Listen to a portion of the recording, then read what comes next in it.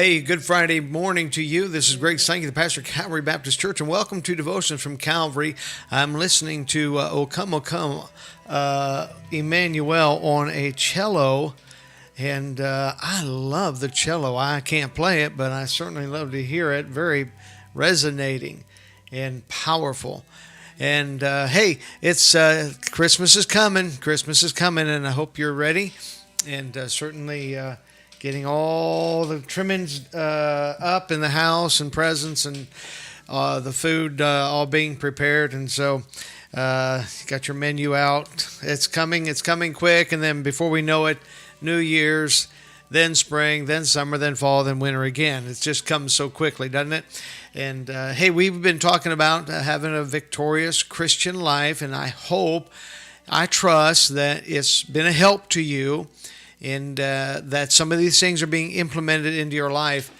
And I want to just hit a subject, and I think it would be probably everybody's desire, every Christian's desire, no doubt, to be used of God, and to find out what God wants, or how can I be used of God? How can I be used in the church? How can I be used in my workplace or wherever I'm at? How to be used for God. And so I want to share with you today, and then now today's our last day. Today's Friday, and we'll not have devotions again until Monday morning.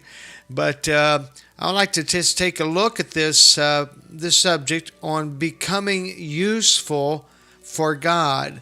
Becoming useful for God. I believe everybody wants to be in some aspect or in some form of another to be used of God, and whether it's in a small way or it's in a magnified way, that we want to be used. So how do I do this? Well, Willard Canelone, he was a Christian author. He had just passed away about 20 years ago. He wrote this. He said, "I can afford to lose everything except the touch of God in my life."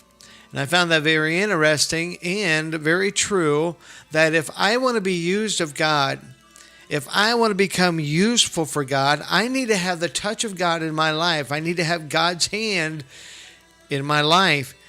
There is much today that we are involved in. We're involved in social media. We are involved in employment and education and sports and so on. But keep in mind the most important thing that we ought to be involved in, and that is the work of God. All right? Nothing wrong with the other things. Nothing wrong with that. But our main focus and our main responsibility ought to be being involved in the work of God. This year, so far this year in 2022, it was shown that the average hours or the average minutes spent on social media by individuals, the average hours spent per day on social media is 3 hours a day. 3 hours a day on social media. And that is 1,095 hours per year. 1,095 hours per year. You know how many days that is? That's 45 days. 45 days that we spend on social media as an average. Now you may say, well, I don't get on social media a whole lot. And you may also say, I think that it's surgically attached to my thumb, and I've always got my phone on me, or I'm always looking at my phone. I'm always on Facebook, Twitter, Snapchat, whatever else is out there, and we are constantly on that.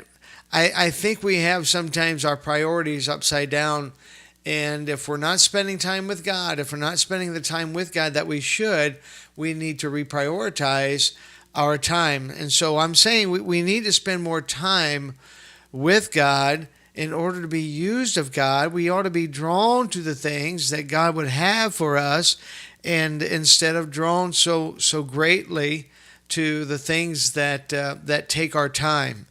The words of Paul that he shares, I think should resonate in our heart. He shares this to the church in Philippi, and it ought to resonate. It ought to have some kind of an imprint in our life when he said to the church there. Now they were his joy. The book of Philippians is a book of joy, and he was greatly rejoicing in them, and they in him.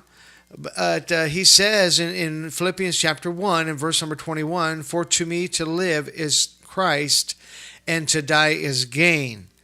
All right, so this was the admonition of Paul to the church, given to the Philippian church, and for them to implement that in their life that he implemented in his. To say that for to me to live, in other words, the reason I am living today, the very reason I have the strength, the ability, the understanding, the very reason I have the drive, the zeal, the excitement, for me to live, the reason that I am living is Christ. Christ is living within me. Christ is to live through me. All right? So those are two different aspects of the Christian life that we may not consider, that God, the Holy Spirit, Christ, as they all are one, live within us, but we don't allow them to live through us.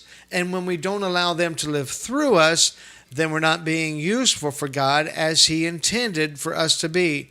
And so Paul admonishes the church in Philippi to let God live through them. And so this was Paul's sole aim, and this was his sole aim in living, and that was to glorify Christ. And then beyond his life here, he says, and then to die is gain. So while I'm here, I want to live as Christ intended. I want to let Christ live through me. He's not only living in me, but living through me. That because he's my supreme. He is my life. And at the end of this journey, at the end of this Christian journey, this pilgrimage through this land that I'm a stranger of, that I will stand before him and he will say, "Well done, thou good and faithful servant." So Paul's sole aim was this. And so Paul was greatly used of God. And I believe firmly that you and I can be used of God as Paul was. But there's a few keys that I think that are important for us to implement into our life in order to become useful for God. And so that's our goal, that's our aim, to become useful for God. And you say, "All right, preacher, how do I become useful for God?" Let me give you one key today. Number one, to purposely know God more. To purposely know him more. It must be the drive of every Christian. It must be the excitement of every Christian to know Christ even more. To know his characteristics that we might emulate them, to know his concerns that we might practice them, to know his compassion in order for us to be effective as he was, and then to know his communication with the Father that we might have that same communication with the Father.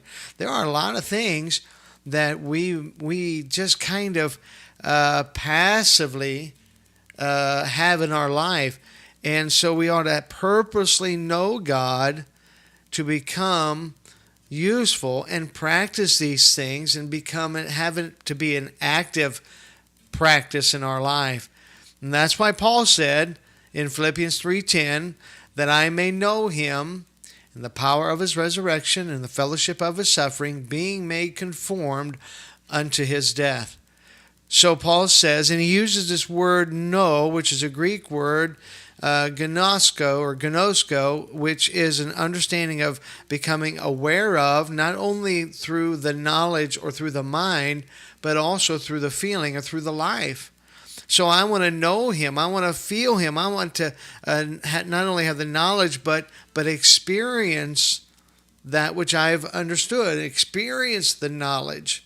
So the more I know God, the more I want to experience God. The more I understand His power, the more I want God's power in my life. The more I understand His compassion, the more compassion I want to display in my life. The more I understand the communication between the Father and the Son, and the more understanding and the more I want to implement that communication in my life. I want to talk to God like Jesus talked to God. Why do you think the disciples said, Lord, teach us to pray? I want to do that like you're doing that. I want the answered prayers like you're getting the answered prayers. I want the power of God in my life like you got the power of God in your life. So, to know God is useful. It's a necessary key in order for us to become useful for God. Becoming useful for God is an active walk. Becoming useful for God is an active way. Becoming useful for God should be an active want in our life. You understand? So this is not something that, well, it's just going to pour on me like some kind of raindrop from the sky. This is something that we have to do ourselves. We have to purposely know Him, purposely understand Him, purposely get into His Word and know it, that He might use us, and we can become very useful for God. God did not create you and me just to sit on the sideline. He created us to be useful. And God has a purpose for you. God has a plan for your life, whether it's this week or whether it's for today or whether it's the plan for the month. God is planning your life, and we ought to be very useful and effective for Him. You want to become useful for God? Get to know Him. All right? Get to know God, because when you begin to know Him, you're going to want to begin to implement and become active for Him. All right? Hey, this is Greg Sankey, the pastor at Calvary Baptist Church. I hope that you come by to see us at the church house here at 1045 Monroe. I got it all mixed up today. Let me just start over, all right? Come by and visit us here at Calvary Baptist Church, 1045 Monroe Concord Road in Troy, Ohio.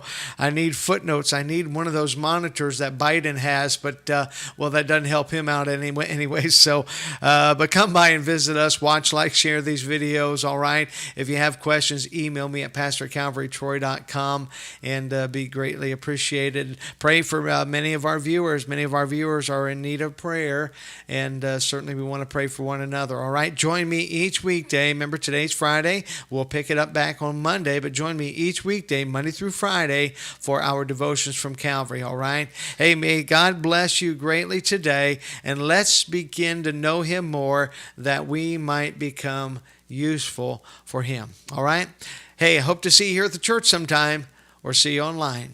Lord bless you.